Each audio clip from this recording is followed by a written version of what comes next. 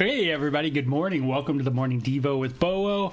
It is 9:40, a little bit late, but the reason is because I was all the way up in Globe this morning. That's right, I got up at a nice, way early morning and took the motorcycle and went right up to Globe. beautiful, right past these beautiful mountains, nice little river flowing through. I mean, just absolutely gorgeous. So that's where I went, there and back already, and ready to do the Devo.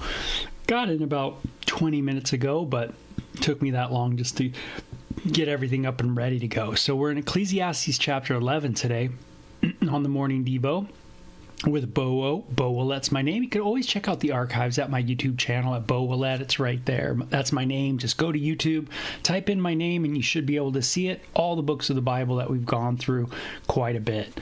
And so Ecclesiastes, written by Solomon, the preacher, hence the term Ecclesiastes, the philosopher, if you will. And he's just telling us about kind of everything that we've thought of as human beings. Where's God? What's going on?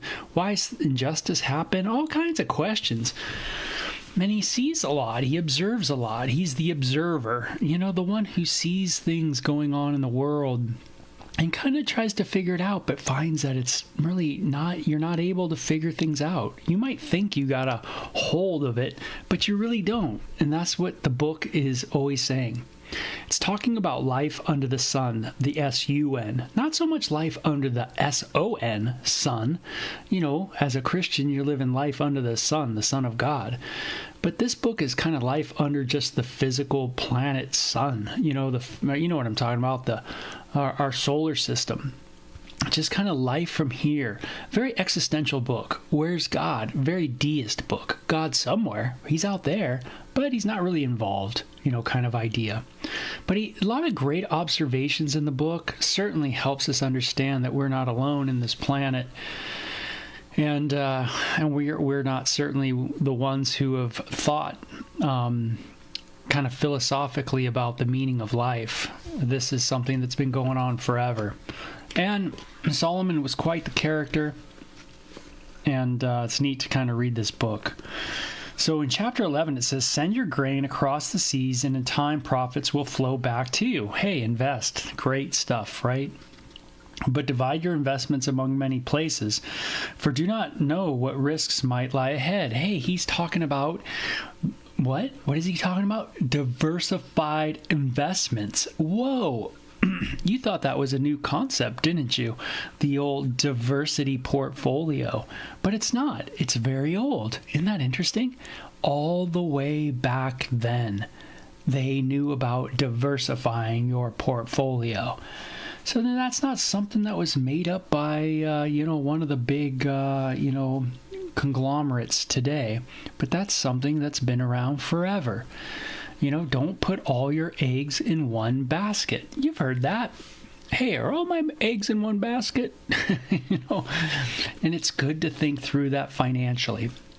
And, you should go to a financial advisor if you can and just have them check out what you're doing.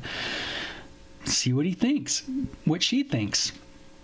And maybe they'll say, hey, you really need to do some different things. And you could think about it, pray about it, kind of stuff.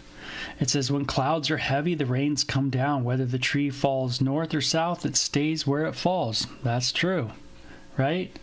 And it says, "Farmers who wait for perfect weather never plant." You're never going to wait for perfect conditions. If you wait for perfect conditions, you'll be waiting for what? Perfect conditions. That's right. It's not always going to be perfect. You're going to have to take a step of faith. You're going to have to trust, right?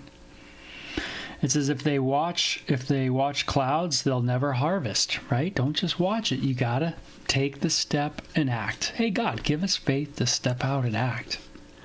Just as you cannot understand the path of the wind or the mystery of a tiny baby growing in its mother's womb, you cannot understand the activity of God who does all things.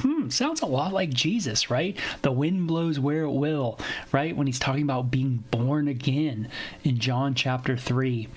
So is everyone born of the Spirit, right? The wind blows where it will. Notice how that sounds so familiar to Solomon here, right? You cannot understand the path of the wind or the mystery of the tiny baby growing in its mother womb. You cannot understand the activity of God who does all things.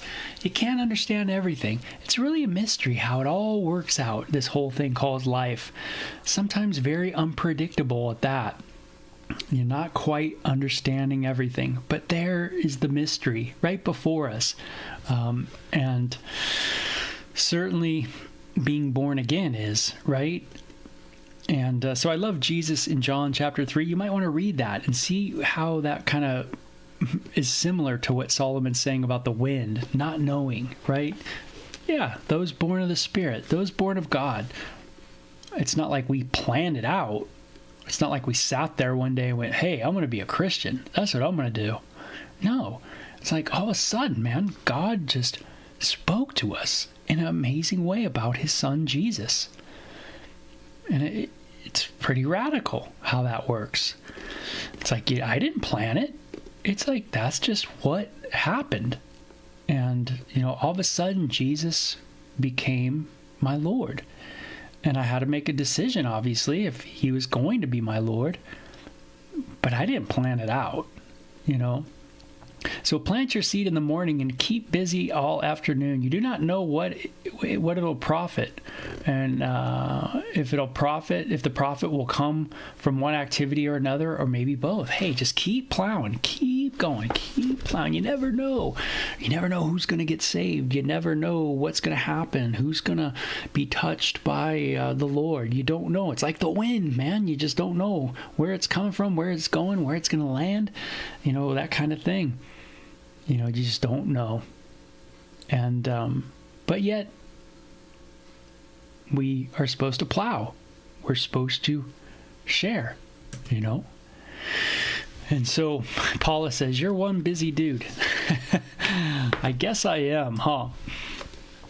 And then it says, when people live to be very old, let them rejoice in every day of life. But let them also remember there will be many dark days. Everything still to come is meaningless. Wow, interesting, right? How sweet it is, how pleasant it is to see a new day dawning. Oh, how cool that is, huh? What a blessing. People live very old, he says, and let them rejoice every day of their life. But let them also remember what? There's going to be trials as well. We got to have a realistic view of things. And then he says, everything still to come is meaningless. It's all just, wow. Just, I don't know if there's any meaning to it. It seems so random. It seems so arbitrary. It seems so unpredictable. If anything's predictable, it's that it's unpredictable. Young people, it's wonderful to be young. Enjoy every minute of it. Do everything you want to do. Take it all in. But remember that you must give an account to God for everything you do. Hey, college students, right? Go to college, sow your wild oats, right? Do everything you got to do. But just remember one thing. You're going to have an account for everything that you do. Yeah, it's not going to be the government you're so much accountable to. It might not be your parents that you're accountable to, but it's going to be God that you're accountable to.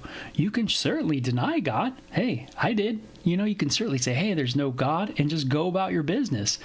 But that still doesn't mean much in the end, does it? Nope. You're still going to die, and you're still going to step in, to that thing called death. And, it might be really within reason to think a little bit about that, right? About that jump to come. So I love what he says to those young people. Hey, old people, remember, man, rejoice, be glad. But, man, there's a lot of difficulty. And, man, it seems so arbitrary. It seems so all over the place. You live a long life, but, man, there's so much ups and downs and all the things in between. Young people, hey, you go to college, you go crazy, you want to go do your thing, just remember, man, there's an accountability to our actions. And boy, is that true, right? No one's getting away with anything. There always is ramifications for the things that we do. The hate that you have in your heart.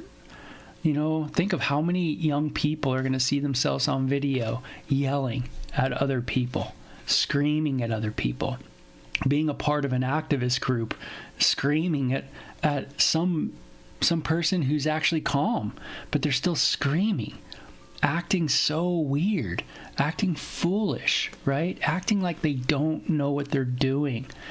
They're in college, but they certainly don't act educated or smart, that's for sure.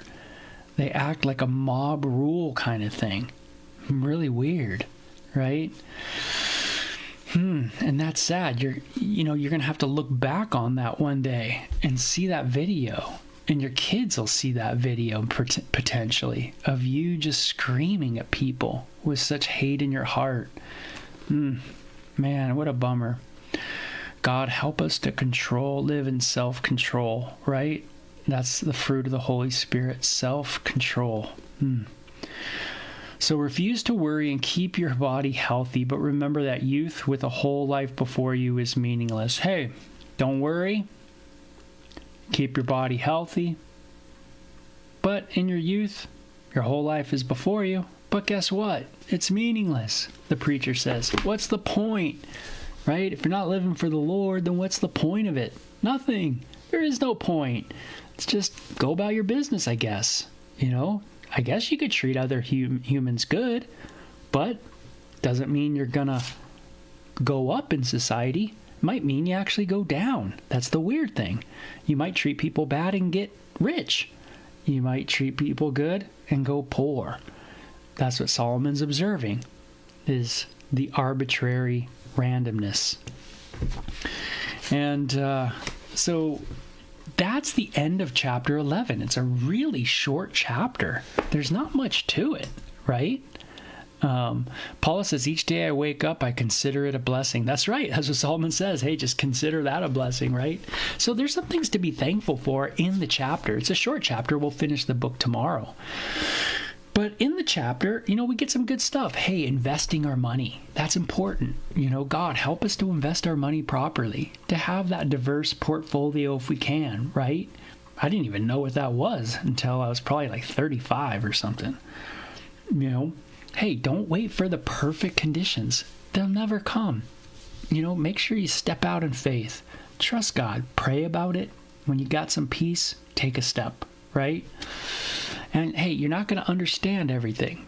You're not going to understand the wind, exactly how a baby is in the womb, all those things, those beautiful mysteries that are going on in the womb of a woman, right?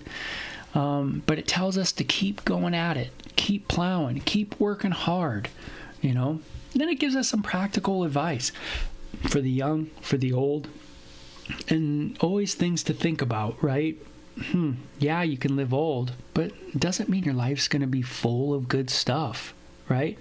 And you can be young and you can have a great time with a healthy body. But remember, you are going to be accountable. So be careful, for what you're doing. So again, the preacher preaches, and like he's been doing, he is very existential, right? The what ifs. Is there really a God out there? All those things that human beings think about.